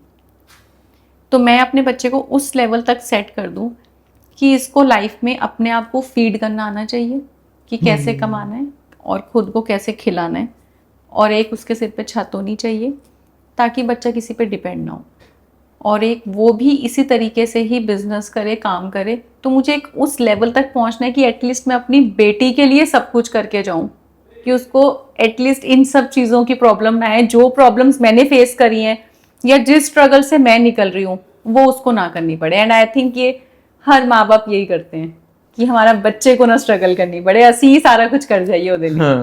ਇਹੀ ਹੁੰਦਾ ਹੈ, ਕਿਉਂਕਿ ਨਾ ਅਕਸਰ ਇੱਕ ਹਾਸੇ ਦੇ ਪਿੱਛੇ ਨਾ ਇੱਕ ਬੰਦੇ ਦਾ ਕਿਤੇ ਨਾ ਕਿਤੇ ਇਮੋਸ਼ਨਲ ਪਾਰਟ ਹੁੰਦਾ ਹੀ ਹੁੰਦਾ ਵਾ। ਤੇ ਜਿਹੜਾ ਸਟਰਗਲ ਦੀ ਤੁਸੀਂ ਗੱਲ ਕਰ ਰਹੇ ਹੋ, ਤੁਸੀਂ ਅੱਜ ਵੀ ਕਰ ਰਹੇ ਹੋ ਨਾ, ਮੈਂ ਤੁਹਾਡੀ ਪ੍ਰੋਫਾਈਲ ਦੇਖ ਚੈੱਕ ਕਰ ਰਿਹਾ ਸੀਗਾ, ਤੇ ਪ੍ਰੋਫਾਈਲ ਦੇ ਵਿੱਚ ਨਾ ਜਿਵੇਂ ਇਟ ਲੁਕਸ ਲਾਈਕ ਕਿ she is enjoying Har life, ਹੈ ਨਾ, ਬੜੀ ਚਿਲ ਮੋਡ ਵਾਲੀ ਆ, ਮਤਲਬ ਕੁੜੀ ਬਹੁਤ ਵਧੀਆ ਇੰਜੋਏ ਕਰ ਰਹੀ ਆ ਆਪਣੀ ਜ਼ਿੰਦਗੀ ਨੂੰ, ਇਹਨੂੰ ਦੁਨੀਆਦਾਰੀ ਦੀ ਕੋਈ ਪਰਵਾਹ ਨਹੀਂ। ਸੋ ਇੱਕ ਇਨਸਾਨ ਹੁੰਦਾ, ਇੱਕ ਇਮੇਜ ਕ੍ਰੀਏਟ ਕਰਨੀ, ਇੱਕ ਅਸਲ ਚ ਬੰਦਾ ਇਨਸਾਨ, ਦੋ ਇਨਸਾਨ ਹੁੰਦੇ ਨਾ ਆਪਣੇ ਚ, ਇੱਕ ਇਮੇਜ ਕ੍ਰੀਏਟ ਕਰਨੀ, ਇੱਕ ਬੰਦਾ ਆਪ, ਉਹ ਚ ਕਿੰਨਾ ਕੁ ਫਰਕ ਆ, मैं वो गल करता हूँ। देखो फर्क काफी है, आपको मैं बताऊं, एक इमेज क्रिएट नहीं करी मैंने, मैं हूं ऐसी जैसे इंस्टा पे हूं, मैं हूं ऐसे ही। हाँ अगर आप कहो इमोशनली, देखो इमोशनली जब हमारा ब्रेकडाउन होता है या जो मैं फील करती हूँ वो मैं सोशल मीडिया पे नहीं दिखा सकती, बिल्कुल, है ना, बिल्कुल। क्योंकि उसमें आप क्या ही दिखाओगे, कौन आपकी हेल्प करने आएगा, और मुझे ये चीज पसंद ही नहीं है, because I have seen a lot in my life, तो मुझे ये चीज पसंद ही नहीं है। तो मुझे लगता है कि जहां पे मैं लो फील करती हूँ ना, वहां पे मैं जान के ना अपनी एनर्जी ना एकदम से हाई ले जाती हूँ और फिर मैं उस चीज को पोस्ट कर देती हूँ। तो वो कहीं ना कहीं जो मेरे कोट्स हैं, जो मैं कैप्शंस डालती हूँ, वो मैं उस टाइम पे जो मैं फील कर रही होती हूँ मैं उससे रिलेट करते हुए डालती हूँ। और मुझे लगता है कि लड़कियों को सबसे ज्यादा बोल्ड रहना चाहिए, सबसे ज्यादा, क्योंकि लड़कियों, अब देखो फिर वही वाली बात आ जाती है, क्योंकि शादी जब हो जाती है तो लड़की का पहले वाला घर उसका नहीं रहता, जो तो शादी हो जाती है जो कोई गल हो गई वो वाला घर होता नहीं रहता। तो अल्टीमेटली गल लड़कियां लड़के दी नहीं है, गल है इंडिपेंडेंट और स्टेबिलिटी कि जे यही चीज हो जाए कि फॉर एग्जाम्पल, मैं देखो अपनी बेटी के लिए भी यही सोचा है कि जब आप अपना स्कूल टाइम क्रॉस करते हो तो जब हम लड़कों को बोलते हैं कि भाई अब कमाओ खाओ, घर जो आपका है घर पे अपना घर बनाओ, तो सेम चीज हम लड़कियों के लिए क्यों नहीं कहते कि अब आपने स्कूल कर लिया, कमाओ खाओ अपना घर बनाओ। जिस टाइम पे लड़कियों का भी अपना घर होगा, आधे से ज्यादा प्रॉब्लम तभी सॉर्ट हो जाएंगी। हमारा अपना घर है, हमारे नाम का है, कितनी बड़ी बात है सोचो, क्योंकि ना हम इधर के रहते हैं ना हम उधर के रहते हैं, और सोसाइटी ऊपर से एक और चार चांद लगा देती है। सोसाइटी ਦੀ ਆਪਾਂ ਗੱਲ ਕਰੀਏ ਨਾ, ਕਿਉਂਕਿ ਨਾ ਹਰ ਕੇਸ 'ਚ ਸੋਸਾਇਟੀ ਤੇ ਆਪਾਂ ਗੱਲਾਂ ਕਰਦੇ ਆ, ਜਿਵੇਂ ਹੁਣ ਅਸੀਂ ਆ ਨਾ, ਸਾਡੇ ਫਾਦਰ ਸਾਹਿਬ ਮੈਂ ਤੇ ਮੇਰੇ ਬ੍ਰਦਰ, ਸਾਡੇ ਫਾਦਰ ਸਾਹਿਬ ਐਕਸਪਾਇਰ ਹੋ ਗਏ, ਸੋਸਾਇਟੀ ਕਿਤੇ ਨਾ ਕਿਤੇ ਕੋਈ ਗੱਲਾਂ ਕਰਦੇ ਕਿ ਬੱਚੇ ਜਿਵੇਂ ਬੱਚੇ ਨੇ ਨਾ, ਵੱਡਾ ਬੰਦਾ ਕਹਿੰਦਾ ਥੋੜੇ ਦੱਬ ਲਈਏ ਇਹਨਾਂ ਨੂੰ ਆਪਣੇ ਥੱਲੇ ਰੱਖੀ ਹੈ ਨਾ, ਸੋ ਇਟਸ ਨਾਟ ਕਿ ਡਾਇਰੈਕਟਲੀ ਨਹੀਂ ਕੋਈ ਕਹਿੰਦਾ ਹੁੰਦਾ, ਬਿਹੇਵੀਅਰ ਹੁੰਦਾ ਵਾ ਜਾਂ ਇੱਕ ਸਿਸਟਮ ਹੁੰਦਾ। ਸੋ ਉਦਾਂ ਹੀ ਆਪਾਂ ਤੁਹਾਡੀ ਗੱਲ ਕਰੀਏ, ਜਿਵੇਂ ਤੁਸੀਂ ਡਿਵੋਰਸਡ ਹੋ ਨਾ, ਤੇ ਉਸ ਕੇਸ 'ਚ ਸੁਸਾਇਟੀ ਦੇ ਕਿਹੜੇ ਰੰਗ ਦੇਖਣ ਨੂੰ ਮਿਲੇ? ਇੱਕ ਬੰਦਾ ਕਹਿੰਦਾ ਨਾ, ਪਹਿਲਾ ਬੰਦਾ ਕਹਿੰਦਾ ਯਾਰ ਇਹ ਮੇਰਾ ਬੰਦਾ ਯਾਰ, ਚੰਗਾ ਹੋਵੇ ਟਾਈਮ ਮਾੜਾ ਹੋਵੇ, ਪਰ ਜਦੋਂ ਟਾਈਮ ਮਾੜਾ ਆ ਜਾਂਦਾ ਫਿਰ ਉਹ ਜੇ ਕਹਿ ਜੇ ਹਾਲਾਤ ਤੁਸੀਂ ਦੇਖਿਆ, कितने तक बंदे गिरते देखे जी, आप सीधी गल करिए। मैं आपको बताती हूँ, ये भी आपके हाथ में होता है। आपसे फॉर एग्जांपल मैं आपको बताऊं, जब कोई बंदा मेरे पास आके कहता है ना कि इस बंदे ने आपकी बुराई करी है, तो मैं कहती हूँ जिस बंदे ने बुराई करी है उसको छोड़ो, उस बंदे ने आपके पास बैठ के बुराई कर कैसे गया, आपने कैसे अलाउ कर दिया। तो ये मैंने अपना एक ऑरा मेंटेन किया हुआ है।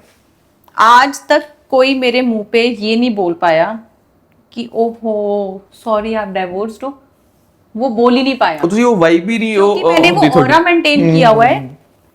कई लोग कहते हैं ना कि अगर अच्छा आपका वो स्टेटस क्या डाइवोर्स्ड, तो कहते सॉरी फॉर व्हाट, स्टेटस है ना मैरिड सिंगल डाइवोर्स, तो आई एम डाइवोर्स्ड, तो आगे से वो बंदा कुछ बोल ही नहीं पाता। तो ये आपके ऊपर डिपेंड है कि आपने बेचारी बन के लोगों से अपनी बेइज्जती करवानी है या आपने बोल्ड रहना है। सी, अगर आप इंडिपेंडेंट हो, आप बोल्ड हो और आप किसी को अलाउ नहीं करे, किसी की हिम्मत नहीं है कुछ आपको कह जाए, पीठ पीछे जो बोल रहे हैं बोलने दो, बट जब आपकी चढ़ाई होती है ना, मैंने लोगों को बदलते देखा। हाँ, ले, बिल्कुल मैंने लोगों को बदलते देखा है। When I started from zero, जब मैंने अपनी डाइवोर्स के बाद जीरो से स्टार्ट किया, तो कई लोग थे क्यों, कैसे करेंगे आगे, क्या होगा। उस टाइम पे मुझे पता था कि मैं सब कुछ कर सकती हूँ।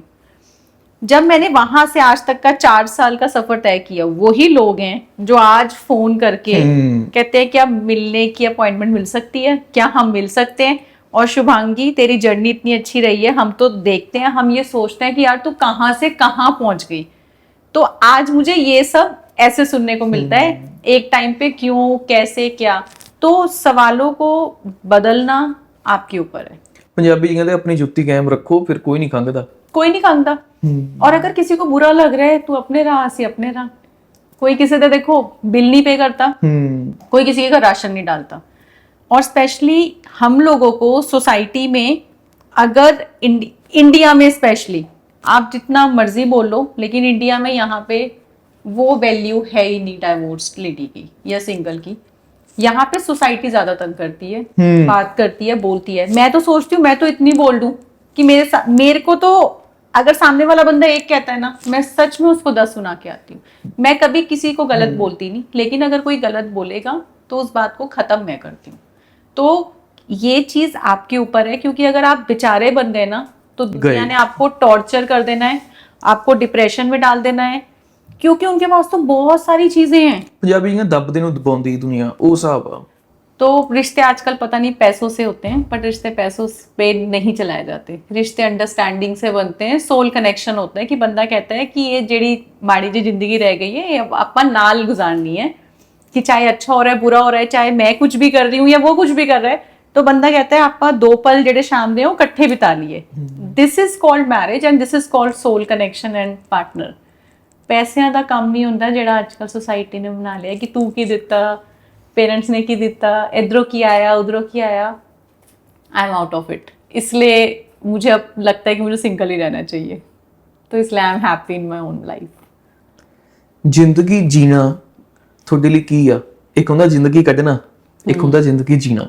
ਇਹ ਦੋ ਚੀਜ਼ਾਂ 'ਚ ਕੀ ਫਰਕ ਕੀ ਹੈ ਤੁਹਾਡੇ ਹਿਸਾਬ ਨਾਲ? देखो, आप जिंदगी तब निकालते हो कि जिंदगी कट रही है जब आप जो करना चाहते थे और आप वो नहीं कर पाए। जिंदगी जीने का मतलब है कि हमें जब पता है रियलिटी अपनी, कभी शमशान घाट में देख के आओ कि रियलिटी क्या है। रियलिटी सिर्फ राख है। जब आप उस राख को देखोगे ना, तो आप कहोगे कि यार ये जिंदगी है। जब से मेरे मम्मा गए हैं, मैंने जब उनको देखा है, तो मुझे पता लगा कि ये जिंदगी है, कि सारी उम्र हम दूसरों के लिए जीते रह जाते हैं। मतलब मेरी मम्मा भी हमेशा दूसरों के लिए ही जीती रह गई। कभी कि मेरे भाई को क्या चाहिए, मेरे पापा को क्या चाहिए, मुझे क्या चाहिए, खाना खा ले, तन्नू कहाँ पे है, खाना नहीं खाया। और मेरी बेटी को बहुत प्यार करते थे। तो जब से मतलब मेरी मम्मी गई है तो मैंने उनको जाते हुए देखा है, तब से मेरा माइंड चेंज हो गया, तब से मैं और स्ट्रांग हो गई हूँ, क्योंकि लाइफ इज नथिंग। लाइफ को खुद के लिए जीना चाहिए, लाइफ को दूसरों के लिए नहीं जीना चाहिए, मुझे ये लगता है। क्योंकि मेरी मम्मा हमेशा सबका करते रह गई, सबको खुश करते रह गई कि इसको खुश कर दूं, इसको कर दूं। 5 मिनट भी नहीं हुए होंगे कि मम्मा 5 मिनट में चले गए थे। She was just 50। तो उसके बाद से मैंने खुद को चुना है कि जिंदगी मैंने खुद के लिए जीनी है, सामने वाले के लिए नहीं जीनी। तो लाइफ ਜਦੋਂ ਮੇਰੇ ਵੀ ਫਾਦਰ ਐਕਸਪਾਇਰ ਹੋਏ ਸੀ ਨਾ, ਮਤਲਬ ਅਸੀਂ ਇੱਕ ਬੰਦੇ ਦਾ ਮੁੱਲ ਦੇਖਿਆ ਕਿ ਬੰਦਾ ਐਕਸਪਾਇਰ ਹੁੰਦਾ 15-20 ਮਿੰਟ, ਅੱਧਾ ਘੰਟਾ ਇੱਕ ਰੌਲਾ ਰੱਪਾ ਪੈਂਦਾ, ਹਾਏ ਗਿਆ, ਰੋਣ ਲੱਗ ਜਾਂਦੇ ਆ ਸਾਰੇ ਜਣੇ ਹਨਾ। ਅੱਧੇ ਕੁ ਘੰਟੇ ਬਾਅਦ ਸਾਰੇ ਸ਼ਾਂਤ ਹੁੰਦੇ ਆ, ਨਾਲ ਹੀ ਸ਼ੁਰੂ ਹੋ ਜਾਂਦਾ ਯਾਰ ਸੰਸਕਾਰ ਅੱਜ ਕਰਨਾ ਕਿ ਕੱਲ ਕਰਨਾ। ਇਹ ਬੰਦੇ ਦੀ ਇੰਨੀ ਕੁ ਵੈਲਿਊ ਰਹਿ ਜਾਂਦੀ ਆ, ਬੰਦਾ ਜਿੰਨਾ ਮਰਜ਼ੀ ਭੱਜ ਦੌੜ ਕਰ ਲੇ, जो मर्जी कर ले। आपको छोटी सी बात बताती हूँ, आप तो बहुत लंबा चले गए। जिनके लिए आप सारी उम्र मरते हो, चाहे आपके अपने पार्टनर हैं, चाहे वो बच्चे हैं, चाहे आपके माँ बाप हैं, वही आके आपको आग लगा के जाते हैं। वही लगा जिन्ना मैनू हत्थी पालिया मैं उन्होंने हत्थी जालिया साड़िया, वो किड्डी वड्डी गल हो जाती है। जिंदगी में आप अकेले आए हो, आपने अकेले जाना है। नो डाउट आपकी रिस्पॉन्सिबिलिटीज हैं, आपने निभानी है। रिस्पॉन्सिबिलिटी से कभी मत भागो, बट उन रिस्पॉन्सिबिलिटीज में अपने आप को मत खो दो कि आप क्या हो, आपकी एक्सपेक्टेशंस क्या हैं। आप जो हो, रिस्पॉन्सिबिलिटी अलग है, लेकिन हमारी क्या एक्सपेक्टेशंस है, हम दुनिया में किस लिए आए हैं, हमें क्या पसंद है, वो उसको प्रायोरिटी दो। क्योंकि अगर आप खुद ही खुश नहीं हो तो आप अपनी रिस्पॉन्सिबिलिटीज कैसे निभाओगे, आप मुझे बताओ। तो मेरा स्टार्टिंग से यही रहा है। When I was 17 I got married, when I was 17 basically. बाल विवाह हुआ था? बाल विवाह नहीं कह सकते, मतलब अप्रैल लगते ही शादी हो गई थी। ठीक है, जून में। तो मैंने तब से यही लाइफ में ठाना था कि मुझे इंडिपेंडेंट होना है। तभी से मैंने अपनी जॉब काम स्टार्ट किया है। तो मैं 18 ईयर्स से ही जॉब भी कर रही हूँ, काम भी कर रही हूँ, प्लस मैं साइड बाय साइड मैंने अपनी स्टडीज भी खुद कंप्लीट पर इतनी जल्दी विआह कराने दा किवें डिसीजन ले लिया तुसी? पेरेंट्स की मर्जी, वो लिखा होता है, जो संजोग में लिखा होता है वही होता है। मेरी नानी ने कराया था, तो इट्स ओके। देखो, पेरेंट्स कभी गलत नहीं सोचते, कोई प्रॉब्लम नहीं है। पेरेंट्स गलत नहीं सोचते, पेरेंट्स सोचते कि जब तक ਅਸੀਂ ਹੈਗੇ ਆ ਬੱਚਾ ਸੈੱਟ ਹੋ ਜਾਏ। ਬਿਲਕੁਲ ਬਿਲਕੁਲ, ਉਹ ਤਾਂ ਕਿਸਮਤ ਹੈ। ਲੇਕਿਨ ਕਿਸਮਤ ਨੂੰ ਆਪਾਂ ਚੇਂਜ ਵੀ ਆਪਣੇ ਹੱਥ 'ਚ ਹੁੰਦਾ ਹੈ। ਦੇਖੋ, ਕਿਸਮਤ ਨੂੰ ਚੇਂਜ ਕਰਨਾ ਆਪਣੇ ਹੱਥ 'ਚ ਹੁੰਦਾ ਹੈ। जे आप एक, मैं यही बोलती रहूं, रिग्रेट करती रहूं, यार जो मेरे साथ हुआ बहुत गलत हुआ, नहीं, ठीक है ना, हो गया, इट्स ओके। नहीं बनी ना, इट्स ऑल अबाउट योर। देखो, कोई बंदा चंगा या माड़ा नहीं हुंदा, ठीक है, हर बंदा चंगा हुंदा। It's all about your understanding. नहीं बनी तो ओनू लैके हुण मैं अगे वध रही हां, वध भी चुकी हां, लेकिन मैं एक चीज कदी नहीं छड्डी, मैं कमाना नहीं छड्डी। वध रही हां, वध चुकी हां, ये भी मैं, मतलब देखो, काफ़ी चीज़ें हैं जो मुझे लगता था मुझे करनी चाहिए, मैंने अब तक अचीव कर ली हैं। काफ़ी चीज़ें मुझे अचीव अभी और करनी है, कई चीज़ें बहुत हैं, तो वो मैं करूँगी, और काफ़ी मैं कर चुकी हूँ, आगे आ गई हूँ। एंड दूसरी बात सबसे इम्पोर्टेंट ये है कि आपकी पर्सनल लाइफ में कुछ भी चल रहा हो, बट प्रोफेशनल लाइफ में वो चीज़ कभी नहीं आनी चाहिए, तो आपकी ग्रोथ कभी नहीं रुकेगी। बिल्कुल। और अगर आपकी ग्रोथ ठीक है, आप कमा रहे हो, तो आप आधे तो मेंटली वैसे ही ठीक हो, तो फर्क ही नहीं पड़ेगा। जब आपकी पर्सनल लाइफ एंटर करती है आपकी प्रोफेशनल लाइफ में, जहाँ पे आपका काम, आपकी अर्निंग खराब होती है, तब डिप्रेशन और एंजाइटी लेवल वहाँ से स्टार्ट होते हैं। तो इसलिए खुद पे भरोसा रखो और आगे चली चलो। ਜਿਹੜਾ ਵੀ ਮੋਟੀਵੇਸ਼ਨਲ ਸਪੀਕਰ, ਜਿਵੇਂ ਤੁਸੀਂ ਗੱਲ ਕਰ ਰਹੇ ਹੋ, ਜਾਂ ਕੋਈ ਵੀ ਕਿਸੇ ਨੂੰ ਸਮਝਾਉਂਦਾ ਨਾ, ਉਹ ਉਦੋਂ ਹੀ ਸਮਝਾਉਂਦਾ ਹੁੰਦਾ ਜਦੋਂ ਉਹਨੇ ਬਹੁਤ ਕੁਝ ਹੰਡਾਇਆ ਹੁੰਦਾ। ਮੈਂ ਬਹੁਤ ਕੁਝ ਦੇਖਿਆ। ਜਦੋਂ ਤੁਸੀਂ ਨਾਨ ਸਟਾਪ ਬੋਲ ਰਹੇ ਹੋ ਨਾ, ਕਿਸੇ ਗੱਲ ਸਮਝਾ ਰਹੇ ਹੋ, ਉਹ ਇਹ ਉਦੋਂ ਹੀ ਕਰ ਸਕਦਾ ਬੰਦਾ ਜਦੋਂ ਉਹਨੇ ਬਹੁਤ ਕੁਝ ਦੇਖਿਆ। ਜਿਹਨੇ ਕੋਈ ਦੇਖਿਆ ਨਹੀਂ ਨਾ ਹੁੰਦਾ, ਉਹ ਰਟਾ ਕਿੰਨੀ ਕੁ ਦੇਰ ਬੋਲੂਗਾ ਬੰਦਾ? 1 ਮਿੰਟ ਬੋਲੂ, 1.5 ਮਿੰਟ ਬੋਲੂ, ਫਿਰ ਬੰਦਾ ਚੁੱਪ। सही गल है। ਇਹ ਹੰਡਿਆ ਹੋਇਆ ਬੰਦਾ ਹੀ ਬੋਲ ਸਕਦਾ ਇਦਾਂ। देखो, लाइफ में बहुत अप एंड डाउन्स आते हैं, बहुत कुछ चीज़ें आती हैं जो हमारे पेरेंट्स ने नहीं समझाई होती हैं, वो आपको सीख के ही पता लगती है। वो कहते हैं ना, वो जेड़ा दिमाग है ना, वो बादाम ते अखरोट खाना ठोकर खा के आता है, ठोकर खा के ते ठोकर अकल होंदी है बादाम। और मैंने मजा आता है, मुझे अच्छा लगता है। मुझे कोई डिफिकल्ट टास्क मिलता है ना, मुझे पता है कि हाँ ये काम है और ये मैं करूंगी, मैं कर लूंगी। नहीं भी होगा तो भी कोई नहीं, पर मैं करूंगी। और पंगा लेके देखिए। आप तो अगर मेरे हिसाब से मुझे लगता है अगर एक बंदा प्लेन उड़ा सकता है तो हम क्यों नहीं उड़ा सकते? सब कर सकते हैं, हम सब इंसान ही है ना। अगर एक बंदा कुछ अच्छा कर रहा है तो आप भी कर सकते हो। सानू भी कमी पता देखो है। कहाँ पे है, सीखने में कमी है या आपके टैलेंट में कमी है, उसको आप सही कर सकते हो। बट आप सब कुछ कर सकते हो अपनी बिल्कुल, जिंदगी बिल्कुल, में, ऐसा कोई नहीं है जो कुछ नहीं कर सकता। और थोड़ी बहुत किस्मत भी होती है, मैं भी कहूँ, बट किस्मत बनाने वाले आप खुद हो।